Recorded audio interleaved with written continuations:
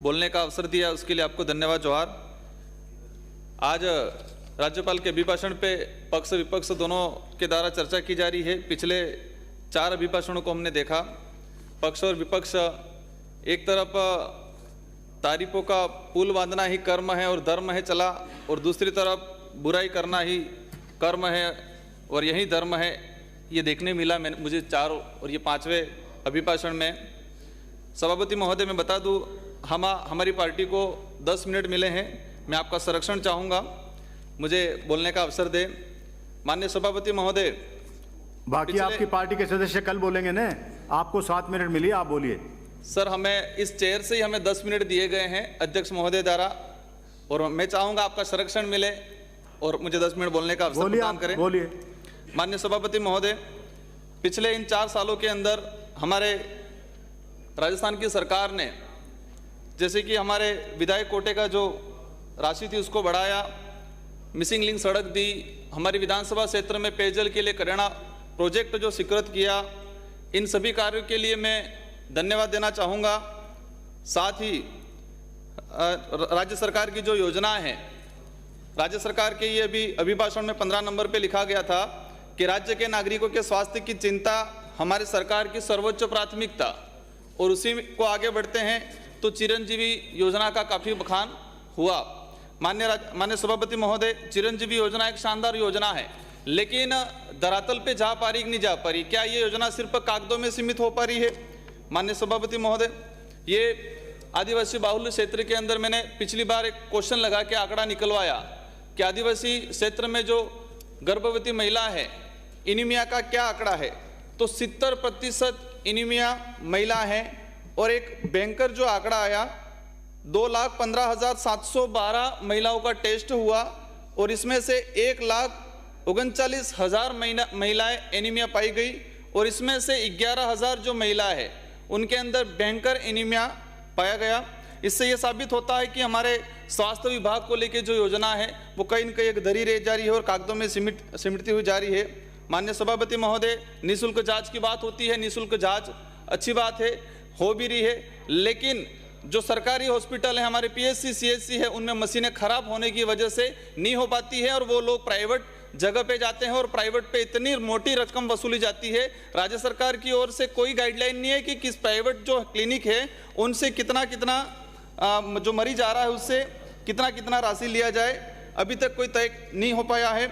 माननीय सभापति महोदय, आदिवासी बाहुल्य क्षेत्र के अंदर एक सिलिकोसिस नाम की एक भयंकर बीमारी है और उस बीमारी के बारे में राज्य सरकार अभी तक चिंतित नहीं है। लगभग कई डॉक्टरों को भी इसके बारे में नहीं पता है, लेकिन ये अनुवांशिक बीमारी है और उस बीमारी को लेके गुजरात सरकार देखे, महाराष्ट्र सरकार देखे, आंध्र की सरकार, केरल की सरकार काफ़ी चिंतित है। ये एक सिलिकोसिस सिकल सेल बीमारी, जो सिकल सेल बीमारी एक अनुवांशिक बीमारी है और अधिकतर ये ट्राइबल इलाकों में पाया जाता है। और ये गुजरात में जो ट्राइबल इलाका है उसमें 14% ये सिकल सेल बीमारी अब तक पाई गई है, लेकिन राजस्थान के अंदर हम इसकी स्क्रीनिंग नहीं कर पा रहे हैं।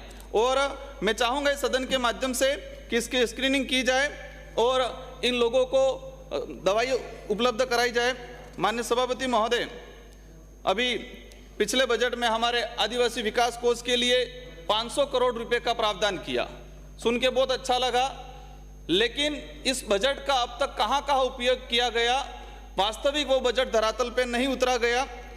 अभी इस अभिभाषण में 13 नंबर पे लिखा हुआ था कि आदिवासियों का गौरवशाली इतिहास संस्कृति का संरक्षण किया जाएगा, उसके लिए बजट का प्रावधान किया जा रहा है।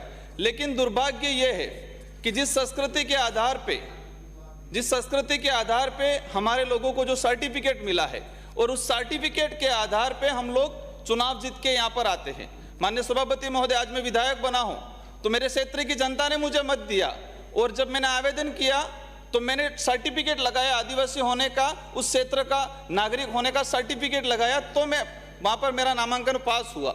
लेकिन दुर्भाग्य है कि कई इस पार्टियों में रहने वाले लोग जो सर्टिफिकेट को कम महत्व देके पार्टियों की टिकट को महत्व देते हैं, और इसी आधार पे, इसी कारण से ये इस क्षेत्र की बात होती है, आदिवासी के समाज की बात होती है, हक अधिकार की बात होती है, वो यहाँ पर आके नहीं बोल पाते हैं, लेकिन जनता समझ चुकी है, आने वाले समय में एहसास कराएगी कि टिकट महत्वपूर्ण नहीं है, 2 मिनट में पार्टी समाप्त करिए के अपना। सर्टिफिकेट महत्वपूर्ण है।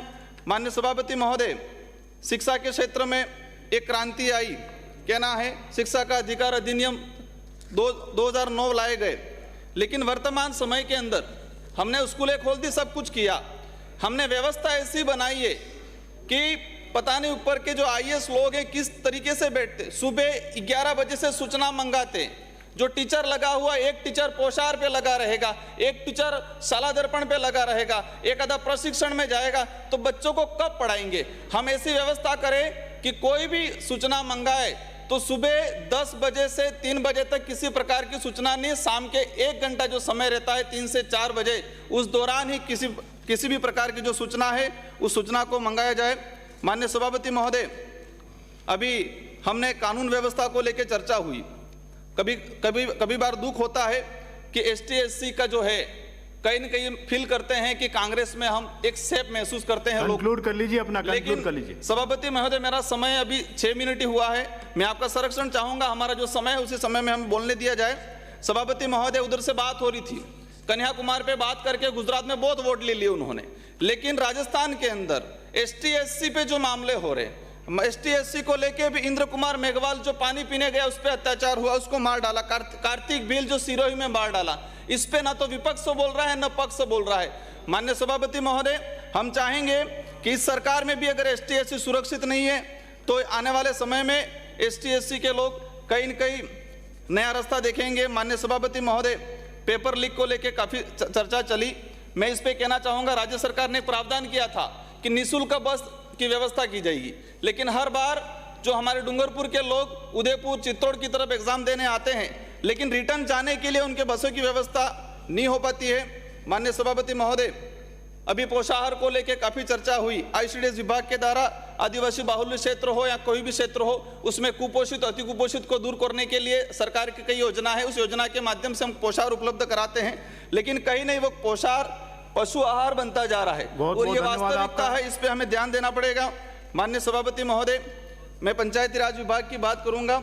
हमारे डूंगरपुर जिले में नरेगा की कोई योजना है कहीं न कहीं ठप पड़ी हुई है, और उसका मूल कारण ये है कि 2 पार्टियों के द्वारा मिला हुआ जिला प्रमुख बिठाया गया है। तो राज्य सरकार, मंत्री जी ध्यान दे कि डूंगरपुर जिले में पंचायती राज की योजनाओं पे ध्यान दे।